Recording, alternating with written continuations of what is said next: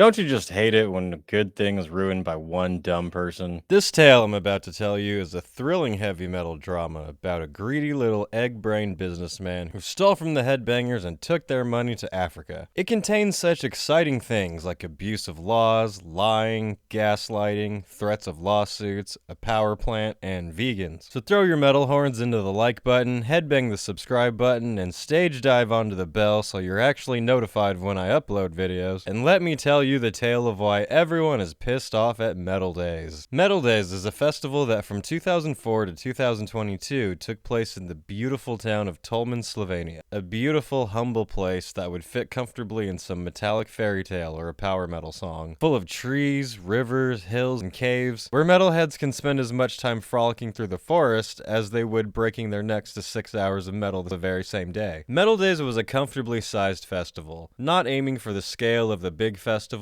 but happy to be a fun, relaxing summer camp for headbangers. It gained the reputation of a metal paradise, where fans would talk about the location as much or even more than the bands they saw. Between beaches to hang out at, a freezing river to ride a unicorn floaty down while shotgunning a beer, and watching black metal bands in the forest, Metaldays became world-renowned as one of the most beautiful, relaxing, and eco-friendly metal festivals out there. But for a couple of years now, it's been known that Metaldays would be leaving Tolmin and setting up a new home in Velane, Slovenia. I probably said that wrong. Which is nowhere near as appealing as Tolmin was. It's a big flat area right on a man-made lake. Many fans were disappointed, as pretty much everyone who's ever been to Metaldays more than once will tell you that it was far more about going to Tolmin than it was what bands were playing. Metal was sadly leaving its paradise of a summer camp. Or so many of us thought. Unbeknownst to many metalheads, a new festival, Tolminator, was rising in Slovenia, taking the very spot Metaldays was leaving, giving headbangers the chance to still return to this incredible location. Tolminator is set to be like the early years of Metaldays, a much smaller scale festival set on being a good time for everyone there. Having been to Tolmin myself, I was very happy to learn about this and wanted to support this new festival, so I made a video on this channel to shout them out called Tolminator, a metal festival in paradise. To make a video on it, I had to show viewers what the festival would be like, and being that it's Tolminator's first year, they don't have any live footage yet that I could use. So instead I used some clips from Metaldays' official videos. But Wyatt, isn't using someone else's content illegal? That's what copyright laws are for. Actually, Wyatt, there's a thing called fair use laws, where under certain circumstances you can use someone's copyrighted material without their permission. Wait, so I can upload an episode of My Little Pony to YouTube and make money off of it? No, you can't do that. Wait, you watch My Little Pony? No, shut up. You shut up. Anyway, most of you probably watch YouTubers who cut in clips from movies, shows, news segments, other YouTubers, or whatever other medium to make their videos more entertaining. And more often than not, this is without getting the owner's permission. The way this is legal under fair use is usually if it's a pretty short clip and used in a transformative way, either by giving a review, a commentary, analysis, or somehow altering it to illustrate a separate point. When I first started my channel, some people asked how I was using festivals' official clips in my videos. Fair use laws, that's how. Isn't that right, Gimli? Yes! All of this to say that when I made my Tolminator video that used some clips from Metaldays in it, that had been rearranged and altered and mixed with original content, it was fully legal and I thought nothing of it. So imagine my surprise when the next morning after uploading my Tolminator video, I woke up to this email. Dear Wyatt, that's me. We have come to your attention on your video on YT, in which you use videos and photos of Metaldays Festival without permission. We must warn you that Metaldays is a protected brand, and all and any intellectual property cannot be used without permission. Therefore, I kindly ask you to remove the video from YT. In case you don't do that, we will take legal steps and ask for compensation. We warned YT about this. We also added the law firm representing us to this email. We expect you to take the video off YT in the next 24 hours. If this does not happen, we will demand it through legal means. Best regards, Beau. Which I thought was rather rude. Boy, that escalated quickly. I mean, that really got out of hand fast. For those that don't know, Bobain, or Beau, I guess he wants to be called, I'm gonna call him Little Beau Prick, is the owner of Metaldays and is the greedy little egg-brained businessman I mentioned in the beginning of the video. Those familiar with him know that he's a super swell guy, the kind of caring, compassionate, strapping young man that would threaten legal action demanding money for a completely fair use video that didn't hinder his ability to make money in any way. Now, there's two different ways that copyright issues are dealt with on YouTube. A copyright claim is the most typical one, where your video gets either partially or fully demonetized, but the video is still out there. This is usually done when an algorithm or some needle-dicked executive decides to get really anal and claims any nanosecond of used content. If you're a film critic on YouTube, you will become very familiar with these. A copyright claim is a fairly light thing you can either dispute if you think your video is legal, and YouTube can double check and remove the claim if they agree with you, or you can just deal with it and not get the full monetization. This video I have of me performing a Gojira cover has a copyright claim, meaning anyone can still see it on my channel, but it's just not earning money, which is bullshit actually. This video is a full cover by me and my friends. There's nothing of the original track in this video. Anyway, I'm gonna have to deal with that later. A copyright strike, on the other hand, is a heavier punishment as it forcibly removes your video from YouTube and gives you one ass spanking. If you manage to collect 3 ass spankings within 90 days, your channel is wiped from YouTube entirely. You can try to dispute a copyright strike, but it's likely to lead to an actual courtroom case that most people can't afford. The copyright strike is pretty harsh and often is overstepping. That being said, personally emailing someone and threatening a lawsuit with compensation is an outrageous overreaction, a threat over something that's legal, and is just an all-around astoundingly douchebag thing to do. Man, you are one pathetic loser. So I responded with, Bobain, that's him. There are no photos that are copyrighted by Metaldays in the video. There weren't, it was all video clips. The video clips that use Metaldays promo videos have been altered by me by their speed, placement, and by me giving my commentary over them to illustrate a separate point unrelated to Metaldays. Which is true, the video is promoting Tolminator. I mentioned that it was taking over the spot of Metaldays, and I mentioned Metaldays in the video. But showing footage of Metaldays is showing footage of Tolman and is showing footage of bands playing in Tolman, which is what Tolminator is going to be. YouTube's policy on fair use states fair use is a legal doctrine that says use of copyright protected material under certain circumstances is allowed without permission from the copyright holder. Courts typically focus on whether the use of copyright protected material is transformative. This means whether the use adds new expression or meaning to the original material, or whether it merely copies from the original work. In the United States, works of commentary, criticism, research, teaching, or news reporting may be considered fair use. In the EU, more limited exceptions are recognized and the use must fit into specific categories, such as quotation, criticism, review, caricature, parody, and pastiche. Other countries/regions have a concept called fair dealing that may work differently. Due to YouTube's policy, I believe the video is 100% legal and falls under fair use. The video also does not currently have a copyright strike or warning on it from YouTube, which is how these concerns are usually addressed. I spoke with representatives at YouTube who said there's been no report, which is true. At the time that Bobain sent me this email and said that they warned YT about this, the video did not have a copyright claim nor a copyright strike. There was no notice on it. And when I contacted YouTube support and asked them about it, they said they had nothing on record. I even ended the email saying if you can show me where in the law it states the video doesn't meet the requirements for fair use, I will happily take down the video. He did not respond. I did not delete the video, and for about a week, nothing happened. Until suddenly one morning, the video was gone and I got spanked with a copyright strike. Not a claim, an actual strike. I'm not a lawyer, but if this actually did go to a court, I'm pretty sure I'd have a pretty goddamn strong case. There have already been court cases where judges have sided with fair use. But really what surprises me most about all this is Bobain even having money for a court case in the first place, seeing as how he's too broke to pay back the fans he ripped off. Storytime, kids. Back a few years ago, there was this thing called the COVID lockdowns. You may have heard about it. For 2020 and 2021, Metaldays was canceled due to the pandemic. Fair enough, not much you can do there and wasn't something that could have been planned for. But as time went on and festivals around the world started to refund those who had bought the tickets for the canceled years, Metaldays stayed quiet for some time until releasing this kind-hearted and empathetic statement. Notice to the public regarding 2020-2021 ticket refunds. A fair relationship with visitors and open communication have been the cornerstone of Metaldays since its inception. Since recently, there have been more and more negative comments regarding ticket refunds for canceled editions of the festival in 2020 and 2021. We feel obliged to shed some light on this topic. The Metaldays 2020 and 2021 editions, organized by ArtFest DOO, were canceled due to the pandemic and not due to the fault or unprofessionalism of the organizers. It is also not the organizers' fault that it was decided that insurance companies do not cover the damage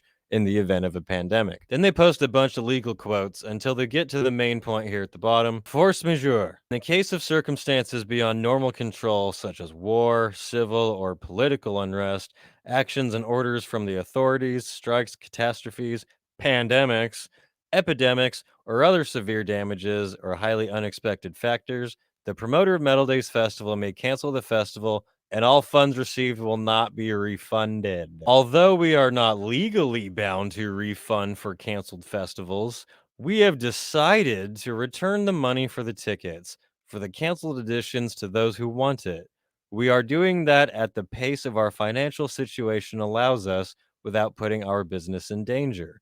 Without our business, there would be no refunds at all. Refunds are processed on a daily basis. Our support team is in contact with everyone who wants an additional information. Refund information is regularly sent to them via newsletter. Along with the refund, everyone was offered to exchange their 2020 and 2021 tickets for 2022 tickets. A voucher option was also available, and that option is still in effect. Anyone who still hasn't received their refund but wants to come to Metaldays 2023 has the option of a voucher in the value of their refund, which they can redeem when buying a ticket for 2023. All of this is an indication that it is imperative to us that the situation be resolved to the satisfaction of all involved.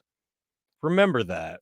Through no fault of our own, we have found ourselves in a situation that is seriously damaging our reputation through no fault of their own. And we regret every visitor we lose because of it. It is as painful and unpleasant for us as it is for visitors. But without Slovenian state aid, this could not and will not be resolved as quickly as desired. In light of this, we ask for patience as we attempt to resolve the issue as soon as possible within our capabilities. Yeah, in a time when the entire world was struggling, little Bo Prick had the audacity to come out and say, hey, I don't have to pay you all shit, but I guess because I'm just such a good guy, I'll allow refunds for those who ask, but really I think you should just let me keep your money. Obviously, many people weren't down for that and did ask for their refunds, and they waited. And waited, and waited, and after Metaldays missed several of their own deadlines and kept giving excuses, many fans kept waiting for their refunds. In 2022, Metaldays returned and seemed to have a pretty successful event, and in 2023, it's moving to a bigger location and is going for a bigger scale. And many fans still, to the time I've uploaded this video, have not received the refunds they've been promised for over 2 years now. If you go through the comments on Metaldays' post, you'll find plenty of people getting more and more pissed off with Metaldays' bullshit. That is, if Bob Ain hasn't deleted their comments already. From the very first statement, little Bo Prick has acted strangely defensive and hostile toward pretty much anyone who's asked for their refund. If he actually bothers to respond to a question, it's either in an aggressive way or just a copy-paste of his usual generic statement he's posted thousands of times. In many of these comments, he's straight up trying to gaslight people by accusing them of lying or just wanting to spread rumors about the festival. He goes for these gotcha moments, and when the person proves him wrong, he vanishes back into his hole. He made a post last year saying 70% of those who asked for tickets have been refunded and provided no evidence to back that up. To be fair, some people have reported that after months of hassling Lil Bo, they did actually get their refund. But it does not seem to be the majority of people, and plenty of people still right now will tell you they still have not been refunded. Naturally, this has caused huge damage to Metaldays' credibility as they did not provide a promised service nor a refund to paying customers and basically told them, sue me, bitch. Again, I'm no lawyer, but that kind of sounds maybe a little bit like a crime to me. Just an opinion. Many fans are refusing to go back, saying they've been scammed, even starting a petition to demand their money back. These are people who probably would have loved to go back to Metaldays had they not been ripped off and gaslit, and after now years of missed deadlines and excuses while showing off what exciting new things will be at the festival, I can't really blame any of these people for being a bit pissed off, especially while little Bo Prick is promoting his big new edition of Metaldays, a green, ecological, environmental environmentally friendly vegan metal festival that takes place on a man-made lake made from energy production and is right next to a giant power plant. This is the very location where Metaldays will be. Right under where we're looking right here is where the stages are set to be. Camping is supposed to be over in this area. And if you look up, this over here is Isengard. Hey, what's more heavy metal than chemicals? Funny enough, no sight of this in any of Metaldays' promotional material, but if any of these photographers would have panned over, this is what they would have seen. Not exactly the peaceful natural river in the forest that made everyone fall in love with the festival in the first place. Wait a minute, Wyatt, you're being a dick. And you're not taking into account that 2 years of cancellations put a huge financial burden on the festival, and Bob Bain's doing the best that he can. Well, yeah, that's a good point. I guess that's true. I mean, it's not like Bob Bain is opening a high-end vegan restaurant in Africa and is hosting an exclusive retreat on a private island while he still owes his fans money. Exactly. Wait, why was that so specific? Well, let me show you what I found. Holy Jesus. What is that? What the fuck is that? While doing research for this video, I discovered that Bob Bain, along with his wife, are also the founders and CEOs of Purple Heart Therapy Center in Jambiani, Zanzibar. Hey everybody, Wyatt from the future cutting in here really quick. This next part of the video I was going to show screenshots of the websites that I'm about to mention that Bob Bain owns, but knowing that slimy little man, I'm pretty sure he's going to try to copyright strike the video for screenshots of a website. So instead I'm going to show these generic pictures of Zanzibar while I put the website address on the screen while Past Wyatt talks about what the website is, and you guys can look it up for yourselves. Alright, back to it. Which seems like it's going to be some fancy schmancy day spa with a restaurant. They have this mock-up on their website. I don't know if this is what it's supposed to look like when it's done or not, but if it is, it looks expensive. And if you take a look at the bottom of this website, you'll see that it was registered in 2022, more than a year after telling fans they were too broke to pay them back. And that's not all, folks. Let's see what Bob Bain has got behind door number 2. It's his own exclusive private island getaway. That's right, set for 2024 for a very affordable cost. Spend 8 days on a private island in beautiful Zanzibar, soaking up the sun, eating great food, and learning new spiritual meditations to help drown out those intrusive thoughts about how you stole money from your fans. The entire event is organized and curated by Bob Bain and his team. He's personally promoted it, and the website for it is even registered to Metaldays. What a cinematic finale, where the great thief pulls off a big heist and sips a drink on the beach during the sunset while the credits roll through the screen. This whole situation inspired me to write a nice little poem that I'd like to share for you all right now. Ahem. Little Bo Prick is known as a dick who took money from his fans. He said he was broke, but it was a joke. Now he flees to African sands. The sheer nerve of this egg brain for setting this up after telling fans he's so broke he can't pay them back and they should just give him their money because he's such a good guy. He's so desperate to paint Metaldays as this wonderful, healthy festival while screwing over the very people who gave it any sort of reputation in the first place. If he wants Metaldays to have a good name, he should do the obvious right thing and pay back every single person who asked for a refund. But even then, it's too late for me. I'm never going back to this festival and supporting this guy, and I'm sure many people have crossed that line as well. You should make up your own mind if you want to go to Metaldays or not after this, but I present all this information to you to do with it whatever you will. That's really the end of this video. I'm certain there will be some type of blowback from Metaldays, but everything I said is public information. You can go find it for yourself, and you can ask anyone who's dealt with the situation. And if you are someone who was demanding a refund from Metaldays, please comment below if you ever got your refund or if you're still waiting for it. Little Bo will say this video is a lie and just wants to spread rumors about the festival, but it's not. For more from me, check out my band Dark Insanity. We're getting our first songs together and getting ready for our first shows coming up. For some reason, I don't think we'll be invited to Metaldays. Anyway, that's it for now, and I will catch you in the next video.